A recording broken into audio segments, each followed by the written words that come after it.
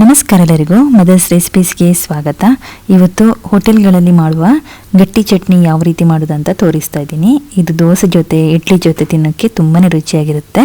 ಹಾಗಾದರೆ ಬನ್ನಿ ಇದನ್ನು ಯಾವ ರೀತಿ ಮಾಡೋದಂತ ನೋಡೋಣ. ಇಲ್ಲಿ ನಾನು ತೆಂಗಿನಕಾಯಿನ ಈ ರೀತಿ ಕಟ್ ಮಾಡಿ ಇಟ್ಕೊಂಡಿದ್ದೀನಿ. 1 ಕಪ್ಪಷ್ಟು ತಗೊಂಡಿದ್ದೀನಿ. ಇದನ್ನೀಗ ಒಂದು ಮಿಕ್ಸಿ ಜಾರಿಗೆ ಹಾಕ್ಕೊಳ್ಳೋಣ. ಹಾಗೆಯೇ 1/4 ಕಪ್ಪಷ್ಟು ಹುರಿಗಡಲೆನ ಹಾಕ್ಕೊಳ್ತಾ ಇದ್ದೀನಿ. ಆಮೇಲೆ 2 ಹಸಿಮೆಣಸಿನಕಾಯಿ, ಖಾರ ಸ್ವಲ್ಪ ಜಾಸ್ತಿ ಬೇಕಾದ್ರೆ ಜಾಸ್ತಿ ಹಾಕ್ಕೊಳ್ಳಿ. ಸ್ವಲ್ಪ ಹುಣಸೆ ಹಣ್ಣು ಸ್ವಲ್ಪ ಹಾಕ್ಕೊಂಡಿದ್ದೀನಿ. 1 ಇಂಚಿನಷ್ಟು ಶುಂಠಿ, ಆಮೇಲೆ ರುಚಿಗೆ ಎಷ್ಟು ಬೇಕಷ್ಟು ಉಪ್ಪನ್ನು ಸ್ವಲ್ಪ ಹಾಕ್ಕೊಳ್ಳಿ.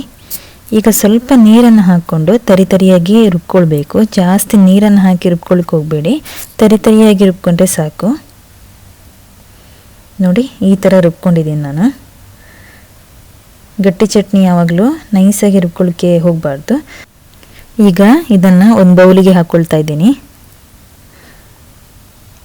ಇದೇ ಮಿಕ್ಸಿ ಜಾರಿಗೆ ನಾನು 1/4 ಕಪ್ಪಷ್ಟು ನೀರನ್ನು ಹಾಕ್ಕೊಳ್ತಾ ಇದ್ದೀನಿ. ಸ್ವಲ್ಪ ನೀರು ಹಾಕ್ಕೊಂಡ್ರೆ ಸಾಕು, ಜಾಸ್ತಿ ನೀರಾಗಿ ಮಾಡಲಿಕ್ಕೆ ಹೋಗಬೇಡಿ. ನೋಡಿ, ಈ ಥರ ಇರಬೇಕು. ಈಗ ಇದಕ್ಕೊಂದು ಒಗ್ಗರಣೆ ರೆಡಿ ಮಾಡ್ಕೊಳ್ಳೋಣ. ಒಗ್ಗರಣೆಗೆ ಇಲ್ಲಿ ನಾನು 1 ಸ್ಪೂನಷ್ಟು ಎಣ್ಣೆನ ಹಾಕ್ಕೊಳ್ತಾ ಇದ್ದೀನಿ. ಎಣ್ಣೆ ಸ್ವಲ್ಪ ಬಿಸಿ ಆದಮೇಲೆ ಇದಕ್ಕೆ 1 ಸ್ಪೂನಷ್ಟು ಸಾಸಿವೆ ಚಟ್ಪಟ ಅಂತಾದಾಗ 1 ಸ್ಪೂನಷ್ಟು ನಾನು ಉದ್ದಿನಬೇಳೆನ ಹಾಕ್ಕೊಂಡಿದ್ದೀನಿ.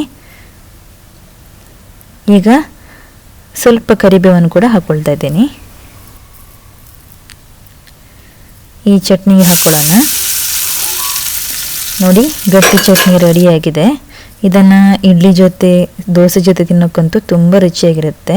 ಜಾಸ್ತಿ ನೀರಾಗಿ ಮಾಡಲಿಕ್ಕಿಲ್ಲ, ಈ ಚಟ್ನಿ ಗಟ್ಟಿಯಾಗಿ ಇರಬೇಕು.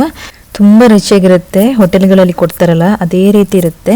ನೀವು ಇದೇ ಥರ ಮನೇಲಿ ಟ್ರೈ ಮಾಡಿ. ಹಾಗೆ ನಿಮ್ಮ ಅಭಿಪ್ರಾಯನ ಕಮೆಂಟಲ್ಲಿ ತಿಳಿಸಿ.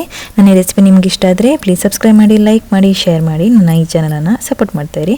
ಮುಂದಿನ ಮತ್ತೊಂದು ರೆಸಿಪಿಯೊಂದಿಗೆ ಮತ್ತೆ ಬರ್ತೀನಿ. ಅಲ್ಲಿವರೆಗೂ ಧನ್ಯವಾದಗಳು.